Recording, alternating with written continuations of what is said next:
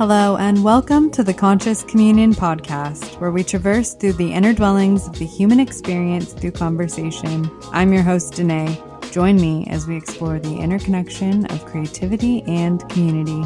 Gabrielle is a gestalt psychotherapist, couples and sex therapist, heart-based mystic, and trauma-informed integrative practitioner, passionate about the human capacity to cultivate expanded states of consciousness to transform and awaken. Gabrielle's work supports others to heal addiction and chronic illness, to then regenerate the body and Earth's innate healing capacities, to nurture belonging to the Earth and our human and non-human relationships. Passionate about bridging neuroscience and mysticism, Gabrielle creates sustainable and ethical business practices for healing practitioners in their work to support their sacred relationship to self and those they encounter. I found Gabrielle's work through the multifaceted world of social media, and I'm so honored to share space and communion with her today. Welcome, Gabrielle. So good to be here. Reading that, hearing that back, it's like, wow, oh my God. I sort of have just been given the invitation to write a bio more recently for another podcast episode, and just sort of being reflected back.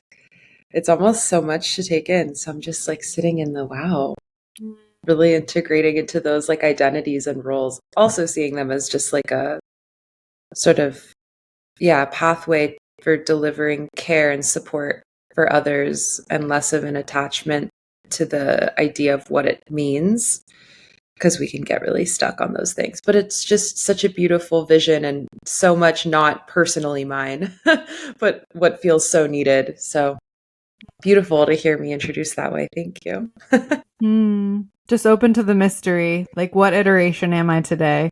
And you are so much more than that, right? And even down to the most simple, beautiful, innate layer, you are loving awareness. And so just to know that those things can also be true. Yeah. What a testament. That's so much. I just am so grateful, like, to all the teachers and people, and I'm sure that we'll dive into it, but like the teachings and what's personally like saved my life. So, yeah. I would love for you to just start there if you don't mind, because I think that's the portal, right? So much of it's one of the first questions I really like to ask everybody, because it's so unique to everyone in their own experience. And that's what makes us the people that we are, and how we share ourselves in the most authentic form of expression that we can put forth into the world. Yeah. I guess I can just start with, I grew up with a multi-dimensional sort of experience, like pretty profound. I mean, not to dive like right into all of the personal and, trauma details, but I did have, there was like a lot of intergenerational, I would say even like curses that kind of just kept getting passed down. And they were so rooted in systemic rejection, and like Judaism being like, an integral part of my family. And I think just having to survive after so much exile, especially in times of like war, and just sort of understanding that there were a lot of things that kind of got passed down throughout the lineage. And then when it kind of came to my generation, there was all of these other elements of like privilege that had emerged. Like, my parents had developed income to support the family.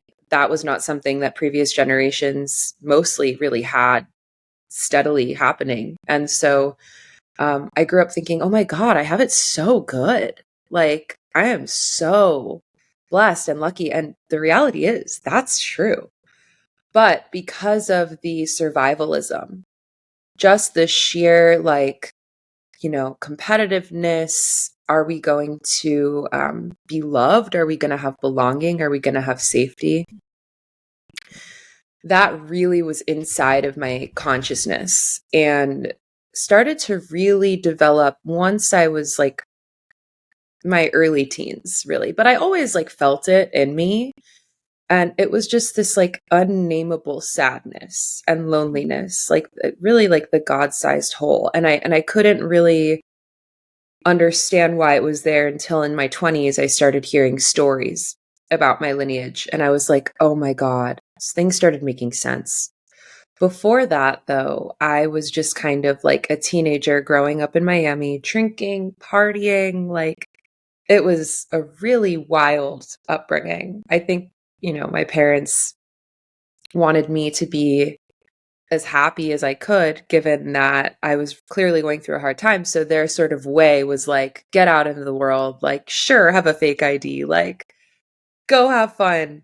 And in a way, that brought me to a lot of ecstatic states, going to music festivals, like eventually experimenting with different like MDMA and like heart opening. And I was like, oh my God, like that actually ended up being an essential part of my path, but also led me to some very dark places, as most spiritual awakenings, spiritual emergency, spiritual awakening, kind of go hand in hand.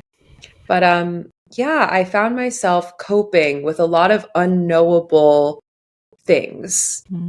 And I didn't really know why I was coping with binge eating or with binge drinking or with obsessiveness about men and guys and dating, and why, eventually, and I don't want to, without giving a trigger warning about certain things that unfolded, but like just really at war with myself. There was just a lot of this idea something's wrong with me, like at the core, which, not having a spiritual practice really in my life and not really knowing self or having any reflection around me of anyone really on that journey, sort of just mostly people numbing out and consensus reality, which we call normal, but could not be farther from that or the truth, really. It became very clear to me that I would not be able to survive this, village life, so to speak, that my teacher often talks about as like the white picket fence, like keep up appearances. Like that was not really gonna work for me. I don't think I would have really been able to survive taking a more traditional path that was expected. There were a lot of expectations since my family had built safety finally. So like lawyer, doctor, like stay in between the lines. And so, yeah, I think that's just a little bit of sort of what brought me to the healing path was just, I needed it because I was really on the brink many nights. I had many dark nights of the soul where I was just like, my grip on life is just pretty loose, actually. Like I could, if something were to happen to me right now, maybe I couldn't take responsibility for taking my own life, but like, if something were to happen to me, maybe that wouldn't be the worst thing in the world. Like I was in that kind of place. And so I just have so much empathy and compassion because some of the most spirit beings that don't even know how deeply mystical they are. I mean, all of us, right? But like some of the most religious, and I don't mean in a dogmatic following the rules, but just connected to like God and haven't had an avenue to do that, tend to fall into that sort of framework. And I certainly was one of them. It's not like God saved me. It was just, I realized that we are all different iterations of the divine. And when I really realized that, everything in my life started to change. Absolutely. Yeah. Oh, it's so beautiful. Thank you so much for your vulnerability and for your willingness to share that. It mirrors back to me my own experience. I was right there. I was right there with I had suicidal ideations often, and it was really just, why is this so hard? And holding on to the struggle, Really? Yeah. Mm-hmm. The struggle, right? It's so convincing and it's so entrancing. It's like there's and then you have like a whole sort of group of people around you like, oh my God, what's wrong? Something's so wrong. And in those moments, I almost think it's more creative and strengths-based to say, what's not coming through you that needs to be? There's like an essential part of you that's needing to come through, and that's the symptom that pops up when it doesn't. And so this is a call of your spirit. Like, this is a call of your soul. Thank God that it's letting us know. Otherwise, you might walk around numb and disconnected for the rest of your life. So I sort of even think of like suicidal ideation from such a different perspective now. This is also from a harm reduction framework. If anybody's curious about looking into like strengths-based approaches to healing, if anybody listening is navigating with these feelings and thoughts, harm reduction, finding a harm reduction therapist, so different than a traditional therapist that's going to tell you what you're feeling is wrong and nonsensical. Because actually, in a world like this, lots of those thoughts and feelings make sense if you're not surrounded by community that's challenging some of the norms that we're and the hypocrisies that we're living in. 1,000%. Yeah, even just your work being based in bringing the curiosity back to where we come from, the earth-based wisdom, the mystical experience. That is who we are. We are spiritual beings living a human experience, and we have it twisted. Our culture has it twisted. Yeah. So unless we do the work to discover and uncover what that actually means, somatically, mentally, spiritually, all of it, right? We will feel stuck. Yeah. So what do you do with your clients and what have you done for yourself, more importantly, because that's the experience, right? To navigate those waters. You know, there's so many different modalities, and I have like nuanced relationships to many of them, because there's no like one, just take this pill and then you heal. Like, I really do understand our beings as like, we are so many, we have like 10,000 different faces. Each dimension of our persona, each like characteristic inside of us we're infinite in our expression, and different parts of us are going to need different things to feel included and to feel whole and belonging. For that sense of like real, true, holistic, integrative healing cannot just sort of have one fix it. And that's where I think we start gripping, and like the whole Tony Robbins, not that Tony Robbins isn't amazing, but like where we start gripping of like, I have to be happy. I have to see how beautiful this life is. I have to be great. And then it's like we lose it, and we're like, oh, like I'm not on track anymore. And we like get on the horse and off the horse and on. And it's like, we're cyclical beings, especially like women, people in women's, like we're very cyclical beings.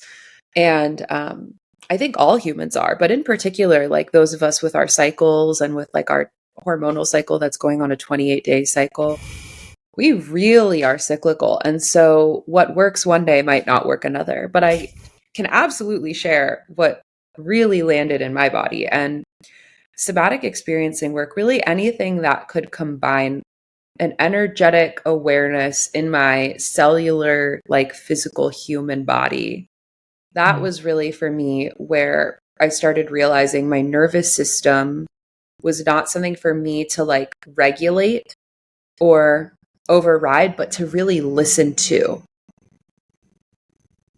and respond to, because I think a lot of us are like, I have to regulate. I have to be regulated.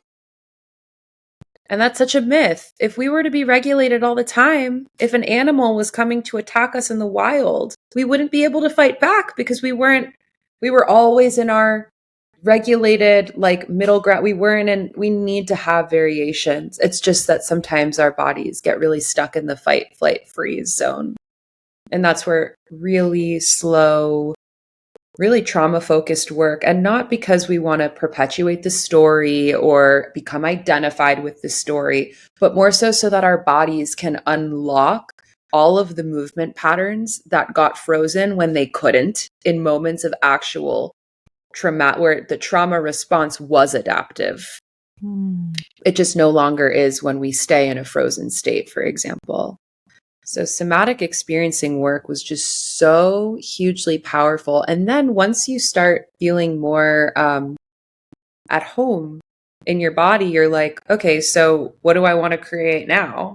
And you're kind of left with this like, wow, Like the world is my oyster. It doesn't have to be so hard. Like life is already going to throw me so many hurdles, right? Like there's death and there's loss and there's illness and there's things that happen in a human life that like I can partner with myself through that now. Like I've got me now. What are we going to do now with that?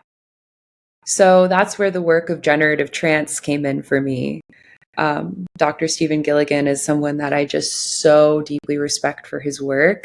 And he's really bringing in like generative states of consciousness as a very accessible and almost easy thing to access for just the general public. It's like you don't have to do a million trainings. You don't have to be like deep inside of the work. Like there's a few practices that you can do that cultivate generative states of consciousness. And this is what different lineages all over the world have been talking about. For me, it's like he's bringing in a lot of Eastern and African indigenous spirituality, but it's through a Western context.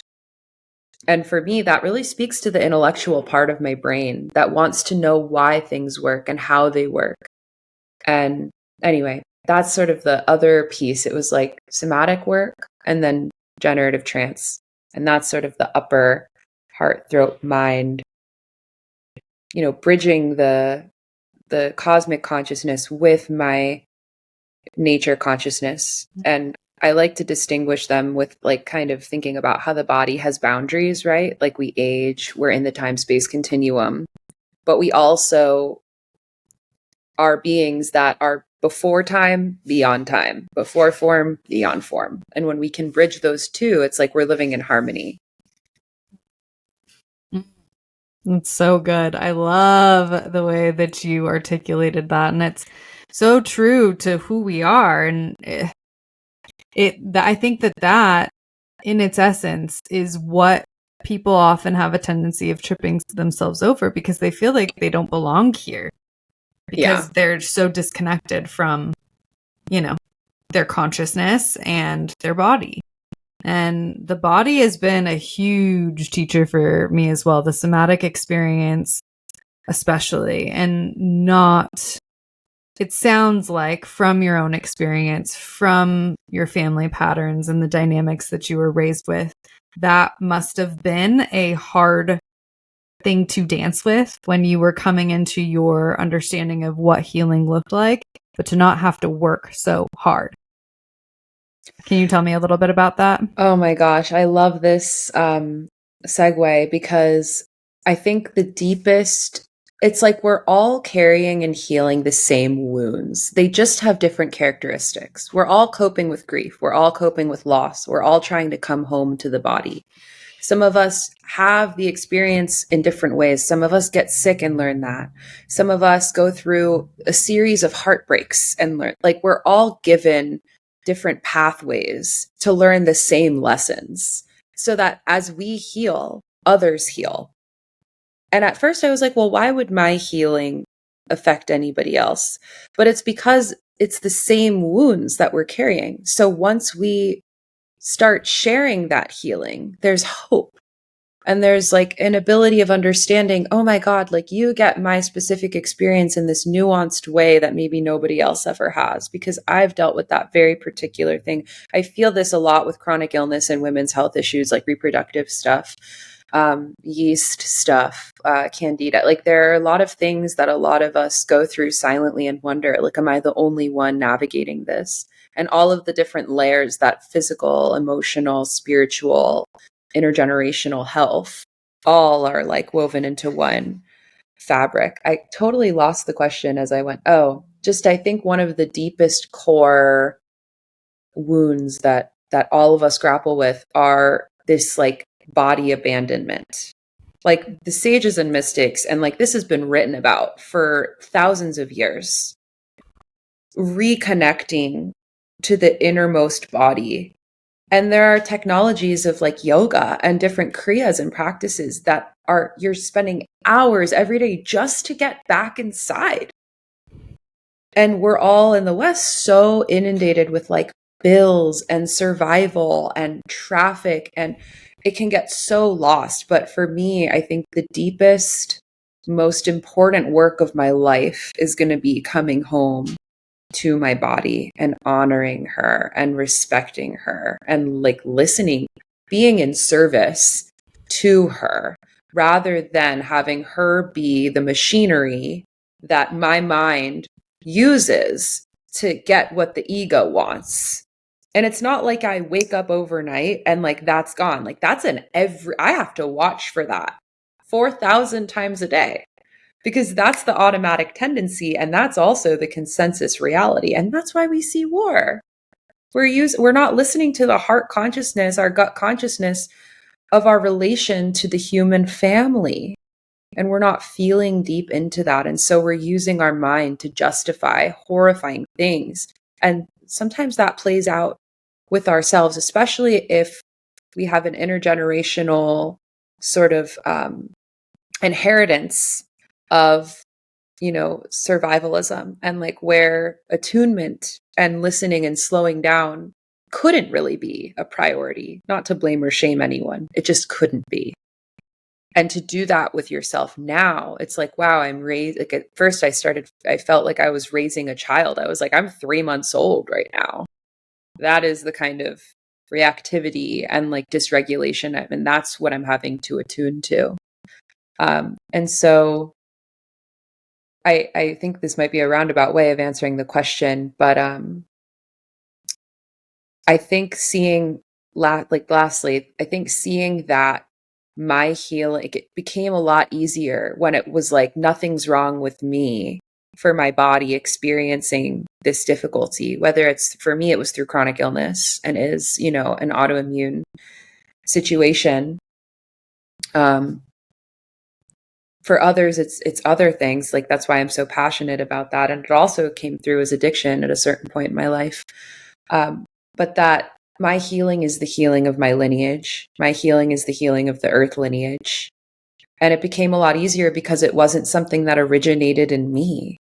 It wasn't my fault. It wasn't something to blame my body for. It wasn't something of like, you're weak, why can't you get on? It was just like, wow, like there are codes of information that are manifesting in me, and I have so much love for humanity. I just want to love and give them as much care as I possibly can. Because why do anything else? Like I'd do that for a flower. I would do that for, anybody else that I loved. I'd want them to see how worthy and deserving they were. So once I realized the interconnected nature of it all, which at first started with, oh no, like when I don't listen to myself, I'm betraying humanity. And there was like a moment of that. Some real guilt of like, I'm a parasite to society. Like I'm dirtying the human consciousness. Like there was some real religion. I was like, I didn't really grow up in a super religious environment. So I'm like, where is this dogmatic? Where is this sinner got kicked out of the Garden of Eden vibe coming in that I'm not allowed back in? And so sitting with plant medicine a few times actually really helped me with that one. But there was a sense of like, at first when I realized my interconnectedness, I was like, oh no, now I need to like really isolate, or like really, that was like my first reaction. And I had to work through some layers of illusion there to get to the truth that like the organismic healing principle of the earth is that the environment around any flower that's wilting or any decaying organism is to regenerate and give it resources so that it can heal. And we are all deserving of that, no matter what we look like, no matter where we come from. Malidoma Somé talks about that from his like indigenous African community. It's like every human, the belief is that we all come in with a unique, necessary offering, and our spirit comes through to offer that. And once we're given healing through our community, through our resources, through the soil, then we can give back, fertilizing it with our own, I mean, now we can get into tantra, but like our own erotic energy, our own life force, our own seeds that we drop or that get pollinated by, our inner sort of interfacing with the natural world or human beings. So much metaphor here with nature and gardens. And that's my favorite. It's my favorite. It's all that we are. So to be able to return back to the honor, that's in everything that you just shared. kept on hearing Spirit say honor. It's the honoring of where we've come from, where we are, and where we will go. And it's you articulated it so beautifully, because I think consciously we know that we're not separate. But when we forget who we are as spiritual beings, we think that we're separate. So to compare our traumas and our hurts and to forget that we're actually all just different iterations of loving consciousness, then we can come back to that remembrance of, okay, this is an honor to be able to heal myself and look at these hard places and spaces within, to then create more spaciousness for you, my neighbor. And what a beautiful gift that is. I think, for a moment I was like, well, if I'm not of service, like there was a feeling too of like, I'm selfish for not being deeper on my healing journey. And like, why am I not taking better care of myself? Like there was a lot of this guilt and shame that came up. And then I just sort of realized that like there really is, when you realize there's no separation between you and your neighbor, you realize that taking super loving, compassionate, and tender care, honoring your experience, not comparing it to anybody else's, literally does heal your neighbor. And that was just like oh my gosh, like that is how much I belong to the human family, that like the system depends on it. And I think there's like a bit of almost like a moving away at this point from that, because maybe that sounds narcissistic or selfish. I mean, if we're operating from a very three-dimensional level and thinking about someone spending hours a day taking care of themselves, sure, we might be able to use words like selfish, and I don't even know that that's a bad word or that we should not be using that word, right? We might think of it that way, but when we move away from this, when we're thinking about, or when we're moving into a different degree of consciousness, when we're really understanding like the interconnected nature of, like, when we're not looking at things from a material form-based lens and we're seeing the formlessness of it all, then there aren't words, like there aren't categories of people or defining qualities of their persona. Like we're not operating in that field. And I think both coexist at the same time. And it's so hard for people to reconcile because they start identifying themselves in certain ways. And I think, there's been a lot of sort of making fun of the person that, I think there's just a lot of meme content right now, specifically, and like, Twitter and all the things of like making fun of spiritual people doing healing work as though like trauma isn't real, as though our interconnectedness isn't real, as though our divinity isn't real. And I think it's kind of a nihilistic sort of, and I think it also, because it is a deep privilege when you realize that you have to make change in your life. It's one thing to know it, and it's one thing to be able to access the resources to be able to do it. And so it's a gift in many ways, as challenging as it can be. And it's not totally accessible to everyone, which is why I'm so deeply passionate about finding ways to bring healing modalities into people's lives in accessible ways. Like, I think that's so important. Like, we have this abundant free resource of breath. Like, literally, it's the most abundant resource that we have. And there are so many different practices that are like literally not that time consuming, free, or very much not that expensive, that we can access. Like, it doesn't have to be so out of reach to experience healing and access, states of consciousness we couldn't even imagine, that really reveal to us who we actually are. But that's a little bit of a tangent. I love that tangent. No, the breath especially is, I am a student of the breath, and I it really took me to a deeper iteration of my healing journey and into the somatic aspect of, whoa, there's a lot more that I need to uncover here. And you mentioning that you have really dealt with the portal of chronic illness. I have dealt with the portal of chronic pain. So that has been my teacher. Big time. And the breath has been the greatest guide in accessing the stagnancy of the chronic pain. And it's still a deep uncovering. Right. Every day is different. Right. It's the cycles that you were talking about. It's showing up in the here and now, because each moment can look very different than the next. Right. Exactly. And there have been times where I've been like, I thought I got the lesson. Like, I'm listening to my body. Like, I'm slowing down. Like, I'm doing all of the things. Like, why isn't it going away? Like, as though it's something that should. And it's not to say that we want pain or that we want illness. Of course not. But it's like, this is one quote I just did the generative trance training, and so it's really with me. And one of the things that Stephen Gilligan said was like, you can't, the divine plays with the whole deck. If we're just playing with comfortable, happy, easeful, flowing, then we're only playing with half of the deck. And the divine, it exists in the whole deck. You can't play with half a deck and anticipate that you'll be able to feel the presence of the divine.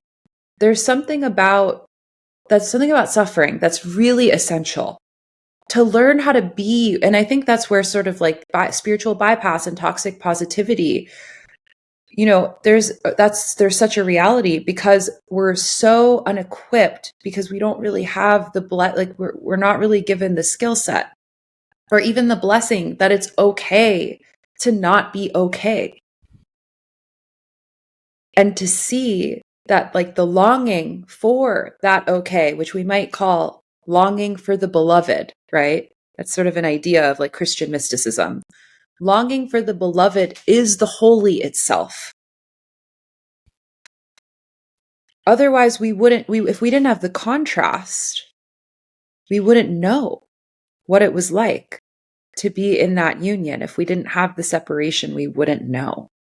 And that's what being human's all about, is like remembering ourselves, until one day maybe we don't need to anymore. We don't need to forget, and we just become that. But to know that we are that, even in this moment, in this iteration where there's death and illness and sickness, is like, it's truly some of the hardest work there is. And I also love to think that we're so lucky that we can like touch and smell and experience and understand. I think particularly as a person that identifies, and it seems like you too, just as such a deep contemplative, the body wisdom is so powerful in unlocking those states of consciousness in my being. But I love the mind. I don't want to get rid of my ego, or it's like there's something about contemplation that's so sacred, and being able to understand and experience the divine through the mind, where your ego isn't running, but there's like something else at play that's taken you from one rabbit hole to another, one portal to the next, and you're realizing things, realizing love. And that for me is like some of the most enjoyable quality to being human. And if not for, I think some of the, well, really, if it for me, I can only speak to my experience. If it wasn't for the chronic illness, if it wasn't for having a part of me that was sick, I would never have been squeezed so much to reach for the resources I have. Never would have sat with plant medicine. And for different people, it's like different things draw them there. For me, I needed to be squeezed because I'm a person of comfort. That's like one of the lineage patterns. And I never would have been able to access the depth of blessing or the deeper world of which we're a part. It would have maybe been a little more on the surface. I'm right there with you. How can we reach our deepest depths to find every other layer, from the highest heights to everything in between? And that's the juice. That's the satiating fixation of like, all that we're here to experience. You talk about Tantra and that in itself is a pleasure portal. Right? Yes. Yeah, Yeah. my dear beloved mentor, sort of teacher, her name is Vanessa Scotto. She actually has a podcast called Bliss and Grit, and that's how I found her to work with her. She's amazing. And she was like, I've had to make a lot of changes to my diet and to my lifestyle. And, there's this part of me kicking and screaming, like, I'm so young. Like, I want to be able to like go to ecstatic dance till 2 a.m. and drink cacao. And like, why can't I have cacao? Why can't I? It's like, that's healthy for you. That's heart opening. And she looked at me and she was like, honey, there's no shortage of pleasure around you. Look around. You've no shortage of pleasure. You've no shortage. Like, you don't need those things. And then again, it's like the addicted part of me, and I really call it that just because it's like, wants to, it really struggles to, like, how I know it's there is if it struggles to let a pattern go. And it's not about whether the pattern's good for you or healthy or not healthy. It's like if it struggles to let, there was a time where I was doing like 2 hours of yoga every single day during the pandemic. And I was struggling to let it go. And my body was tired. And it's like, why am I it's like, I need a break. But it was because the endorphins, I was becoming addicted to, like, I couldn't just sit and read and be okay. If I didn't do it that day, it was like something felt missing. And it was like, it doesn't matter if it's healthy or not. The addicted part is there and it will continue to emerge until you've really worked with that part of you. It will keep giving you opportunities to work with it until you don't need to anymore. And so that part of me, I might be working with my whole life. Who knows? And I'll have to keep letting go of things throughout my life. And it might be hard, some more than others. But it's interesting. This makes me think of, like, we inherit lineage patterns of pain, but we also inherit so many gifts and blessings. And I think that part of the picture keeps getting lost. Like, even in some of the most painful upbringings, I have been able with clients to cultivate the gifts that they've been bestowed, and if not from their family of origin, from the random stranger at the supermarket who one day walked up to them with flowers, or someone who saw them at a park twirling and dancing and appreciating them at 6 years old, playing with the water fountain. People are blessing us constantly in these visible and mostly invisible ways. But so many of us are beloved by the Earth family. And it's like kind of just remembering it's not just my intergenerational trauma and the weight of that, but it's like I've been blessed in so many ways. They have been surviving, and my healing is their healing. We come from the same source. Mm.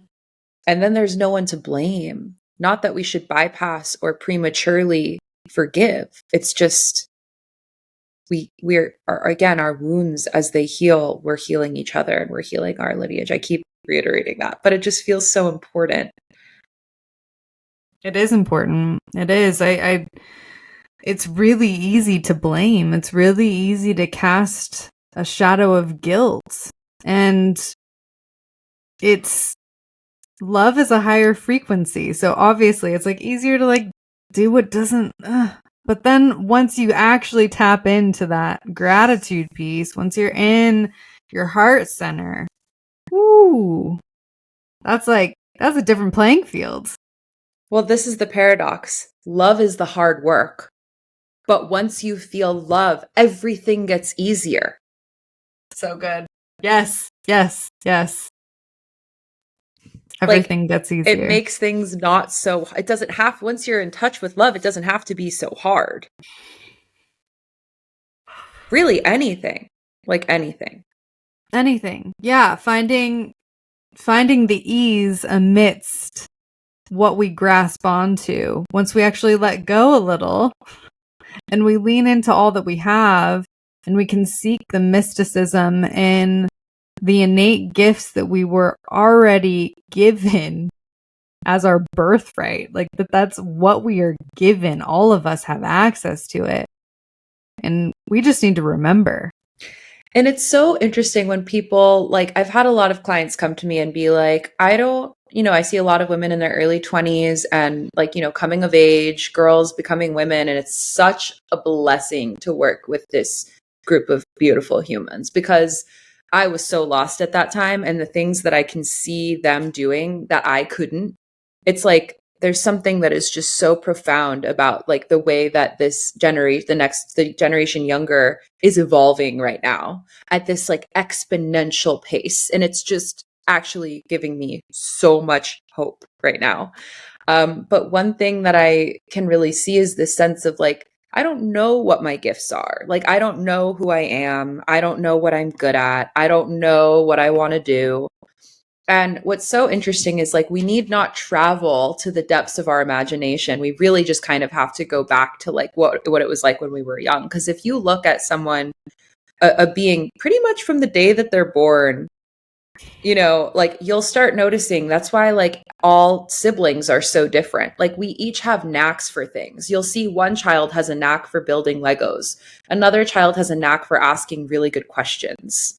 Another sibling has a knack for organization. And it's all sacred because all of those roles are needed, right? Like everybody needs someone to help organize their life. Let's make it sacred. Everybody needs, you know, shelter. Let's make it sacred. Like, you know, sometimes I think there's also this split of like, I have to be doing something that's really contributing to society in this really massive way. And then like, you know, not seeing that, you know, plumbing is a necessary and important sacred piece of work that helps things really kind of move along and like contribute. It's like every single role in society can be made sacred. And that's something that I really love to lean into when we're on the spiritual path. And it's like, should I become a coach? Should I become a healer? It's like, you're going to bring healing no matter what you do. It's inevitable if you stay connected to love and to your heart. So you don't have to uproot your whole life and do something else, or like maybe you leave your job because it's not resonating with you anymore, but like you don't need to like become spiritual. Like you literally already are. And it's about remembering what are those things that I had a knack for that I can't decide with my mind. It's not up to my ego. That was just, it was emerging in me. And if you can't remember, reach out to people who knew you when you were younger. Maybe it's not, you know, not maybe just parents or aunts or uncles, but just like teachers, like anybody that you can think of, even if it's just one person that knew you at that time. And just, what was I like? And just ask. And it will like, sometimes that can like rekindle the flame of, oh, right, this is who I am. I don't get to decide. Yes, I can decide. I can create my life and choose, you know, I have the agency to choose as an adult how to, you know, exist differently than in ways I couldn't choose when I was younger. Absolutely. But also the divine paradox, right? That like we come into this world with so many innate abilities and this divine intelligence. And what is that wants to come through us that somehow got shut down the moment that we got bullied for having it, or the moment that someone said, that's not good enough, or that doesn't belong here, or, you know, our gifts start to get muted once we leave childhood. And bringing them back out is, you know, I think an essential part of coming to understand why we're here and who we are and what our role is. Yeah, absolutely. I couldn't agree more. It's my background is in child development, so it's, you know, I was a preschool teacher for a brief amount of time, and I loved working with preschoolers because they know who they are. Right. They do not have a question in their mind who they are. Right? So true. I see it with my 5-year-old niece, with my 4-year-old. It's so funny watching them exist. They're so certain. There's no inhibitions. Like they're just totally, and they're so different. And like their gifts are so different. And they both have them. But it's so funny like watching them engage in the world. You know, it's like, how they perceive the world, how they interact with it. Yeah. It's so exciting to me because I think we've done this thing historically for many decades, and now we're coming out of it with conscious parenting and sort of understanding how to create healthier generations. And thank God, because we need it, where there's been this idea that like what happens in childhood is kind of just like of not of importance. It's sort of like, oh, like they're just being a kid. oh, that's so sweet that they're like, so interested in putting makeup on their dolls. That's so sweet. They're just being a kid. Not like, I really want to cultivate this. And even if as a parent, I don't want them to become a makeup artist, I'm just giving an arbitrary example, or I don't think that it will make them money, or I don't think that they will thrive or survive doing that. Like, we bring our own wounds a lot of the time, or I didn't get to do what I wanted and that's not the practical thing. So they need to like go get a government job or whatever it is. And it's like, that's where that shit gets squashed. And it's like, no, kids are showing us something essential to their nature that's necessary for their, adjustment and development into this world, and for their embodiment and for their sense of who they are. 1,000%. Yeah. So what do you do with your clients to walk them through this initiation of coming back to the heart, coming back to all that they are? What does that look like for your encounters and your relationships with your clients? It's so different for every single one. It really kind of depends on, first of all, I think what it is that they want out of our work together. I think what it's not really something I can say that I do more than anything else. I think it's like the quality of resonance that I have with someone. And really, when I get out of the way and allow myself to be touched by and be taught by them, like when those two things can happen, when I can really allow myself not to come in with my own agenda, but to not vilify, reject, ignore, shut off any part of their unwanted experience. Because, a lot of times they're already doing that. So if I can make a home for the things that they're rejecting and not wanting, and can really feel in myself the depth of what it's like to be living with that, then something can come through that, unfolds between our relationship. I've worked with a lot of women who struggle with binge eating and who struggle with depression. And it's no coincidence that that's the kind of, at the same age that I was when I was really going through those two experiences very strongly. And when we start our work together, there's a lot of, at first, recognizing there's nothing wrong with you. I think that's like a huge piece of any work, is like there's nothing innately, you're not a bad egg or a bad seed. You're not programmed incorrectly. Like, you are adapting to an environment where that was necessary. That was a necessary coping strategy, not getting out of bed for weeks at a time, isolating yourself, watching TV, binging on food, over drinking. Usually those tendencies are highly adaptive. It's when no longer we need to keep ourselves safe that starts to become a stressor, and that we need to find more creative ways to engage with life. And we got locked into this one particular experience. Another thing I really love to bring into the work, focusing on the nervous system included in this, is like the sensations you get, the positive sensations, like what it feels like to just be in the cocoon of a bed. It's womb-like, to have all this food in your belly. It's like we're trying to replicate a state of consciousness where we felt safe. And so just like babies look at things in a myriad of, you can look at it this way, and then you can flip your head upside down and look at it that way, and look at it this way and look at it that way. Once we change the way that we, of course, that famous quote, when we change the way we look at things, the things we look at change. So when we change the way we're looking at and holding our quote unquote symptoms, we start realizing, well, there's 1,000 different ways for me to feel back in the womb. There's 1,000 different ways for me to feel safe. I don't have to get rid of the feeling that alcohol gives me. Maybe the alcohol isn't my friend. It has been a friend, but now it's starting to turn into maybe some kind of frenemy, right? Like, I can have that feeling in 1,000 different ways. So it's not about getting rid of the part of me that wants that feeling. All beings want to alter their state of consciousness. That is innate to animals, to flowers, to plants, to all species on planet Earth.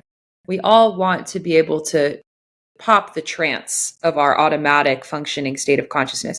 The reason we can't live in a state where we're popping the trance constantly is because we'd never learned to tie our shoes. We'd never learned to drive a car, right? We need automatic functioning. This, what neuroscience refers to it as the default mode network, our default state. Once we're in the default state for so long, we're like, I need a break from this automatic functioning. I want to see the world differently. I want to feel the world differently. There are 1,000 ways to get that to happen. So bringing some of that into the work, and that's so dependent on the unique individual that I'm sitting with. And I can't say it's like, I'm the one. It's sort of also the timing that their spirit is ready and the journey that we go on together, because as they transform, so do I. So good. You're the space holder. And I think that's such a big theme in the healing or spiritual community, where we get it twisted, humans get it twisted, that we're the ones healing another person. No. It's like the person is working with the divine. You are the space holder. You are initiating and facilitating maybe that to come through, but the person is healing themselves with the divine. This came through so powerfully for me when I sat with Mother Ayahuasca a few months ago, and I've only sat twice, and such a powerful, talk about, we're hearing about attachment healing so much in pop culture right now. It's so real. I think we have more than just like one attachment style. I think we're dynamically moving through them and experiencing different like attachment experiences with different people. With work, we have one. With cleaning our house, we have another. With our family, we have one. With our partner, we have one. With our friends, and dynamic, not just one, but like many. We're very dynamic beings. I think a lot of us can get stuck in like, I'm an anxiously attached person. It's like, you are so much more than that. And attachment is a helpful framework to help us understand our relations to people. And also, I love to bring it to non-human beings. What is our attachment relationship to the earth? Because that says so much about how we view whether or not this universe is friendly or not friendly. Yes. Right? Like if we don't think the universe, we can indicate what our attachment relationship is like with being on earth, being on land, being an extension of the cosmos, and whether we're separate from and dirty and causing harm, right? If that's just who we are. And we have all the evidence to prove it. Where the planet is suffering. It's like we have all the evidence to say humans are bad for the planet. We are separate from, right? But like that's the very thinking that causes us to do the harm. So something that ayahuasca has deeply helped me with is like deep attachment healing with the Earth Mother. And like realizing that I am her child just as much as anybody else, whether or not I'm indigenous or not, whether or not I was born into the lineage of that plant spirit or not. And not to say there isn't some problematic, there are many things that are happening with that medicine being abused and overused, and it's being brought to the wrong circles and spaces and not being honored in the way that it needs to be. So, of course, as I say this, very discerning about choosing who you sit with and how you're honoring that medicine. And there are so many amazing books that Alberto Villoldo and some other amazing practitioners have written. But for the sake of this conversation, because that could be a whole other podcast, I was in my ceremony and I had one of the like helpers, one of the facilitators, help me with some stuff that was coming up for me, like in my womb area, like in my reproductive organs. I have a lot of I have endometriosis and I have some other stuff going on, and I could just feel the pain there. And she put her hands on my body and was like, it felt like I was in some kind of temple with this priestess, thousands of years ago. And she was just like sending healing into my body, into my cells, like really with her hands, just like permeating my whole body. In that area was so much powerful healing energy. And as it was happening, I mean, tears were rolling down my cheeks. I was in such gratitude. It was so beautiful and profound and healing. I was like, wow, women need to put their hands on each other. This is so important. And a little sort of thought trickled in of like, she's a healer. She's the healer. I'm the receiver. Like there was a separation that I created where it was like, I need healing from. And as that thought happened, she looked at me and said, "Can I share something with you that's coming through for me?" And I was like, "Yes, please, of course." And she said, "The most powerful thing in your space is your own love." Mm. Mm. And she lifted her hands off me. And I put my hands on myself in the same spot and sent my body all this love and was like, I'm the healer. I'm the healer too. I can heal myself with my own love. I don't need it from anybody else. Of course, it helps. We do. That's a paradox. We do need it. But we also, it's so hard for people to conceptualize the paradoxes, but mystics and sages love koans and paradox and contradictions. So we need to get better at holding that. Like the paradox of, I don't need anybody. I can give myself my own love. And it was awakened in me because I experienced it with someone else who reminded me. The reminding, the mirror. We are mirrors for one another. And I love that you chose the word "and." That's a big thing that my therapist says. It's not but, it's and. We can both exist, right? And it's that initiation of, let me remind you, let me remind you that you can come back to the remembrance and the return to all that you are, and you can be your own healer too. It was like so powerful for me to have that realization you just named, because it was like, I remembered the sacred lives in my own hands and in my own being. And it was like, my healing is not in someone else's hands. And that can be both a terrifying reality and a deeply empowering reality at the same time, where it's like, oh my God, like it's not this woman with healing hands that's healing me. She's bringing about and initiating healing. But really, what is healing? Healing is remembering that we heal ourselves. That's what healing is. It's coming back to our inner power, not dominance, not control, but our own tenderness towards ourselves. Because while other people can remind us, really the person who knows best how to give it, how to attune, how to hold, is the one experiencing it. And so only I can give myself attuned love and care.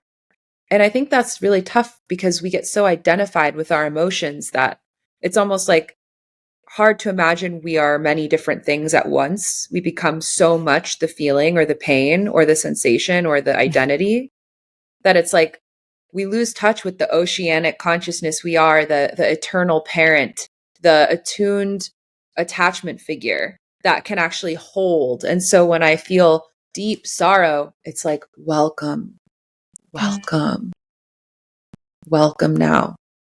You belong now. I've got you.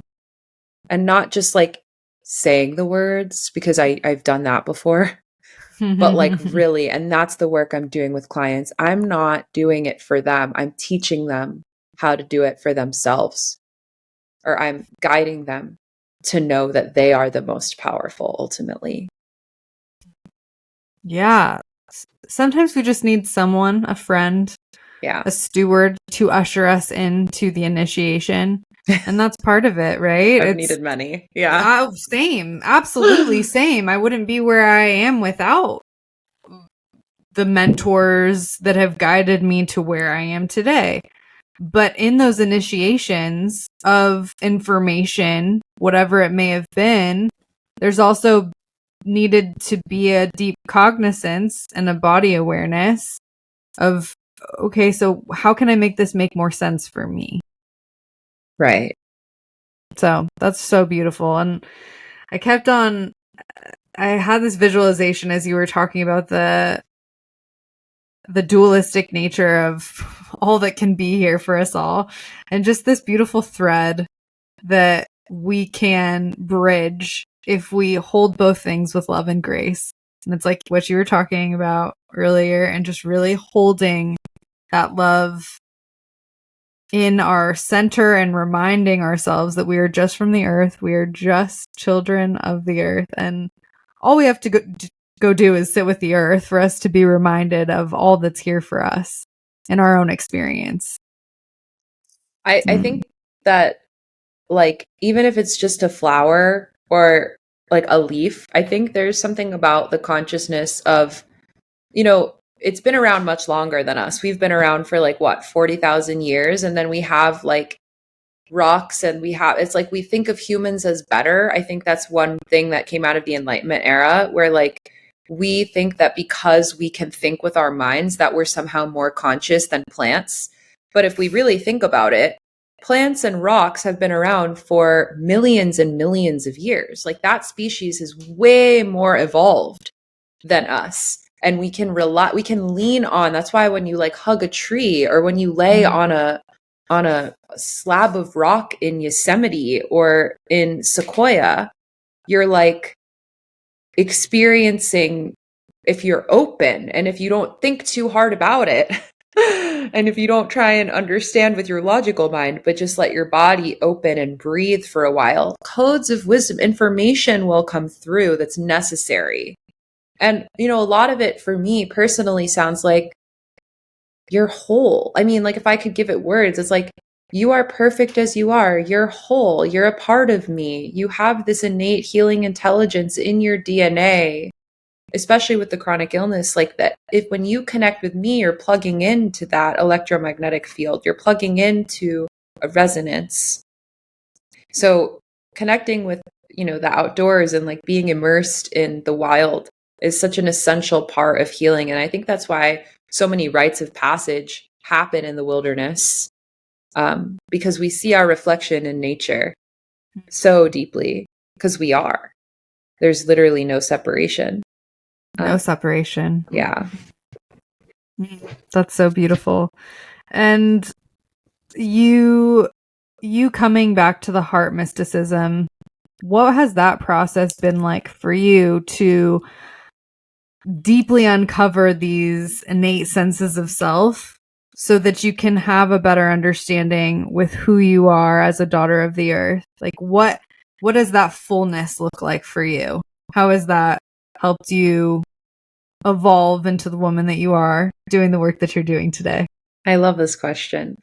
I really think it came from like the concept of the heart cave from Ram Dass.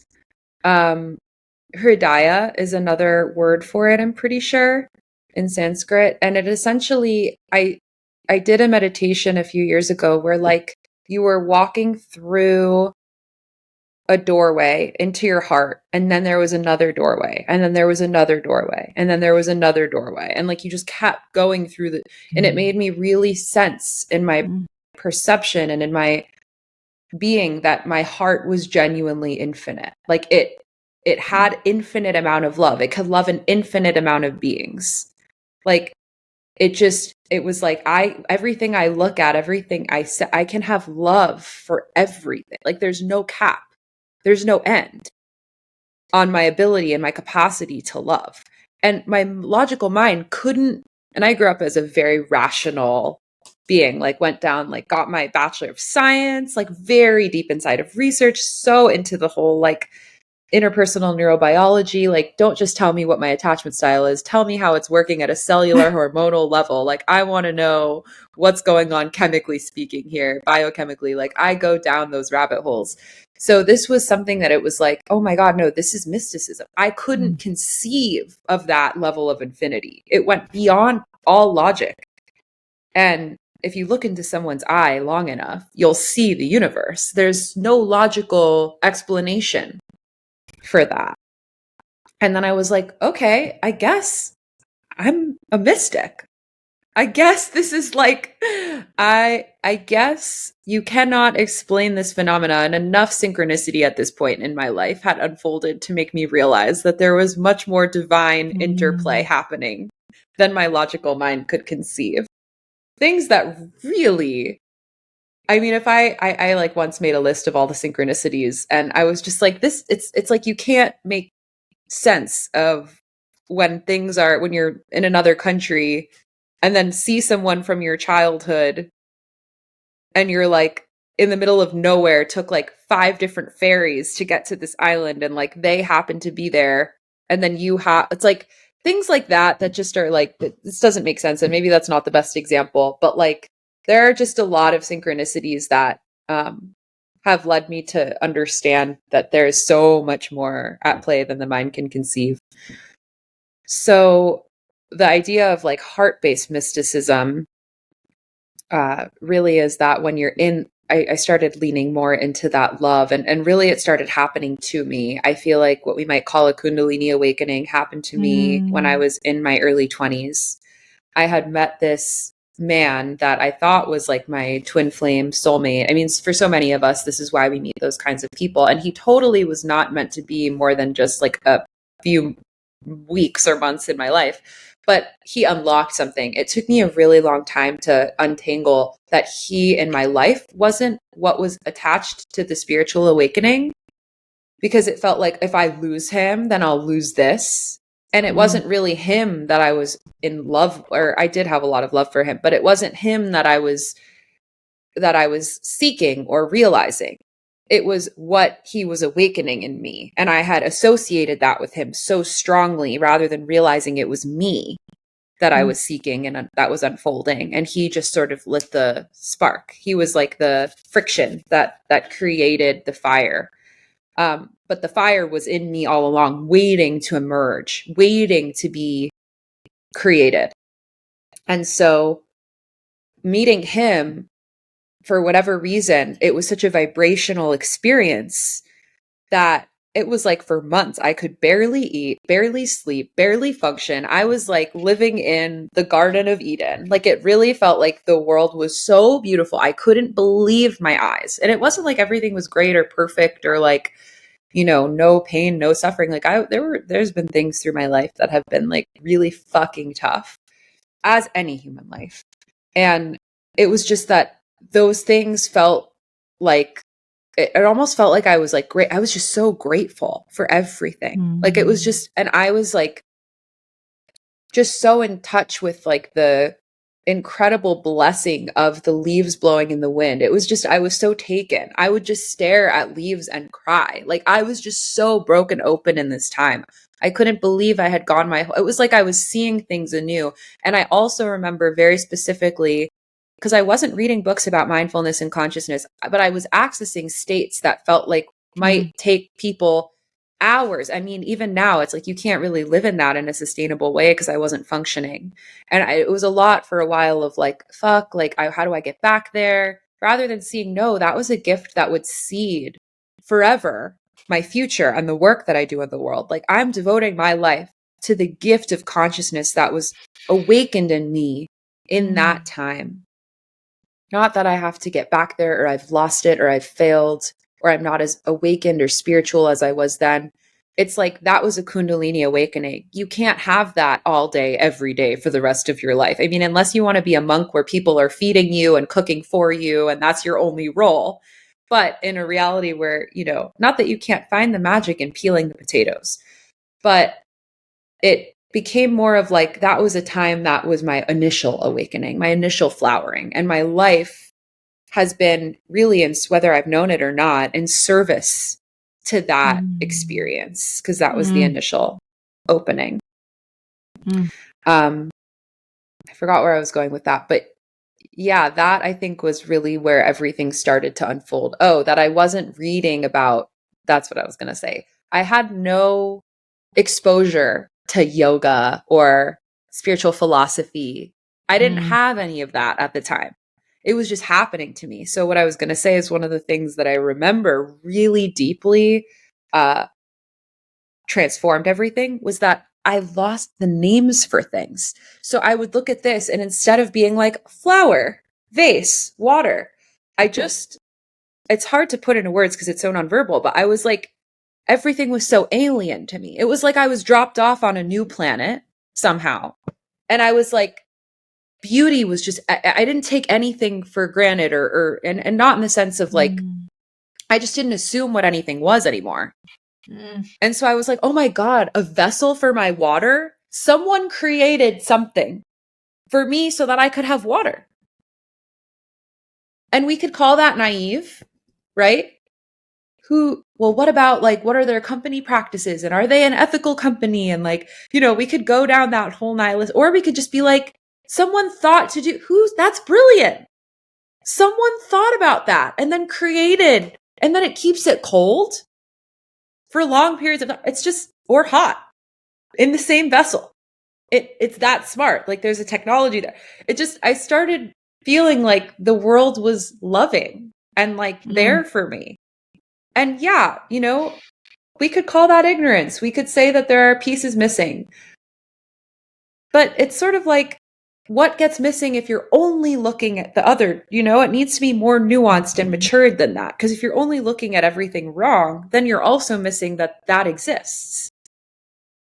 And that maybe initially it was meant to be supportive before things got up. But that's the thing. Like, I think one very deep, sorry, I'm talking a lot here, but I love it. One very, very deep realization for me is like humans are, and this is more of like a Carl Rogers, like, back in the like 60s, 70s, or maybe even 80s, like when therapists were sort of Western psychology was sort of deciding what motivates humans, like what is our, that's been a debate since we can't measure things like that. Are we good? Are we not? And one theory that I really love is like when humans are cared for and when we have our survival needs met, we get really creative.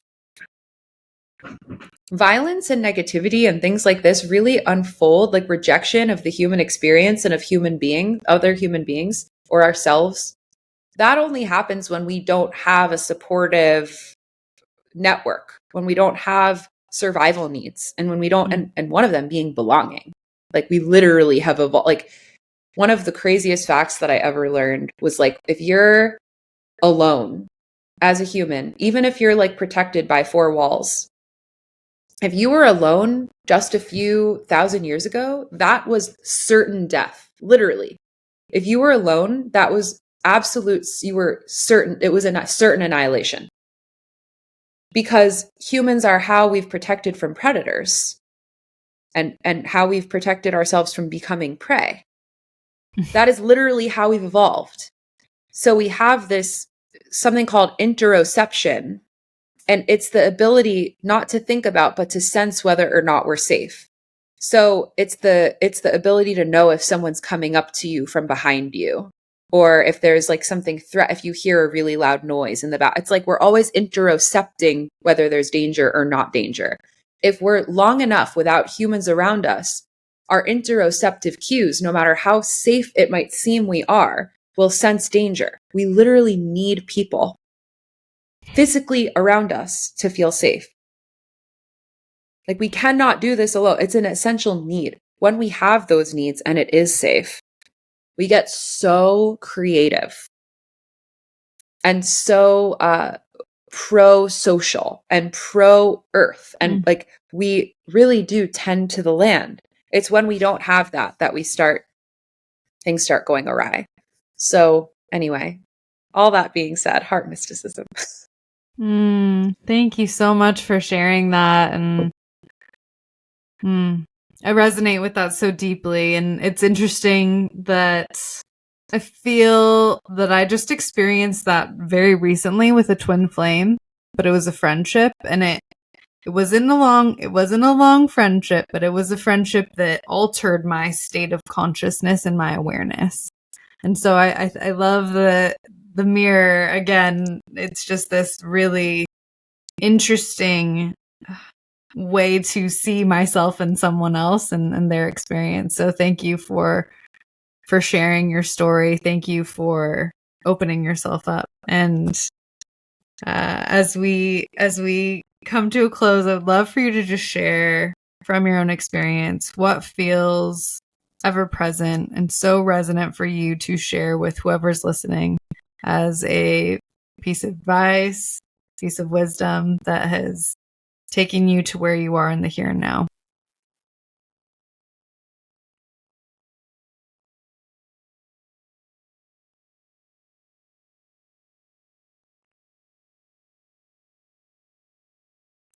I really feel the deepest for me is like welcoming all parts. Rejecting nothing. And not to say that means that we welcome abuse or that we welcome hatred and vitriol and that we withstand toxic relationships, but more like welcome all parts of yourself home. And this is what a lot of people like label shadow work, and like we have all different kinds of words for this, but like if we realize that we have, it's like, again, that idea of 10,000 faces to every single part. It's like we have so many different paradoxes. Like I love humans, I love people. And also sometimes it's hard for me to feel like I am a part of that family, right? Like both are true. And so much more. We are everything all at once. And so when we're in touch with that, it's not that it's like anything's possible, let's fly, let's try and jump off a building and fly, right? But like, it's not that kind of anything's possible, but anything's possible in the cosmic consciousness realm. Like human bodies are always going to be bound by space and time. But when we get in touch with nature intelligence that's been around for 4 billion years and much longer, since before Earth even existed, when we're in touch with that, anything becomes possible in our spirit. And then we can like create that into our everyday reality however we want, and in ways that serve the collective, in ways that are in integrity with our values, in ways that our, ego isn't dominating, because our ego can create a million different things. Hitler used his powers to do what he did. And it's like if we're in touch with our heart consciousness and we're marrying this cosmic oceanic consciousness universal principle of infinity with the with the boundaries of like, I won't hurt another human because we belong to each other. If we're marrying those two, and then the third of nature intelligence, which is like so many billion years old inside of our DNA, if we're bringing those three together in harmony, it's like the universe becomes friendly, and we're not no part of our human experience is out to betray us or hurt us, but just to evolve us and awaken us. And not in a bypassing way, just in a way of like deepening and really bringing us, I had that initial spiritual awakening in my 20s, and I didn't know anything about chronic illness. I probably could have caused a lot of harm running around saying everything is on purpose. Everything happens for a reason. We're all so divine and like I had no insight, into what that might, like that would have been. And I think a lot of people are doing that, like they're having these awakenings and they're becoming coaches and healers with no experience of hardship or suffering. And then those are the people that, these accounts are making memes about and that are getting made fun of and that are giving maybe like a bad rap, so to speak, to spiritual healing. So it's been essential for me to experience things that have been deeply unwanted, because they've deepened me and grown me so much in compassion and understanding, and brought me to my work in the world to support people that are experiencing those kinds of hardships, because I know it on a deep level. If it weren't for that, it would be just such an ignorant, maybe even boring life. I wouldn't know contrast. So like yin and yang, it flows into each other. Like, and it's supposed to. It's supposed to. There's nothing wrong with when things feel dissonant, and it's like it's our response to our pain that makes it so much worse. But if it's happening, it's because it exists in the human family. So I would say like the biggest thing that's been deeply healing for me is welcoming it all home, all parts. Thank you. Thank you. Thank you. Can you share with folks where they can find you and how they could potentially work with you? Yeah. My Instagram page is Realizing Love. I I live in Berkeley, California, and I offer weekly community yoga classes for the rest of the summer. So if that's something you're interested in, you can DM me on my page to find out details. My website is gabriellebodzin.com. I do consulting for people in the healing profession or doing healing work so that they're not exploited and overworked, but that they're also not exploiting clients by, way overcharging because they're not, receiving enough, they're not getting enough clientele in their business. So there's like some conscious marketing work that I'll do with folks, but mainly and just more regularly, like what I am offering in the world is gestalt therapy and relationship support and counseling. So my practice is nearly full right now, but if you would like to be on some wait list or potentially work with me, you'll find me at gabriellebodzin.com. And I look forward just to connecting with anybody that has been touched by this beautiful podcast that you've created, Danae, and just so grateful for you and for what you're bringing and the healing and, again, the nuance. And I just really appreciate your questions, your heart. And I wish that I was an interviewer so that I could ask you all the same things that you asked me. I would love to have another conversation just offline, just with you, landing in space, or even maybe online. Who knows? I really, really honor this conversation, and I'm super grateful for your willingness to be open to the divine and to your heart. So grateful for you, and just, loving the way that you're opening the space for anybody that is listening. Just know there was like prayer before this happened, a beautiful ritual. The frequency you're holding and what you're calling in through these conversations is really magical and really special. So thank you so much. Thank you so much. Sending you so much love. You too. Bye. Hey there, it's Danae again. Just wanted to say thank you for sharing your time and energy with me. If this podcast resonates, please like, subscribe, follow, and share if you're willing.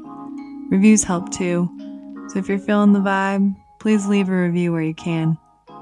Sending all the love. Peace.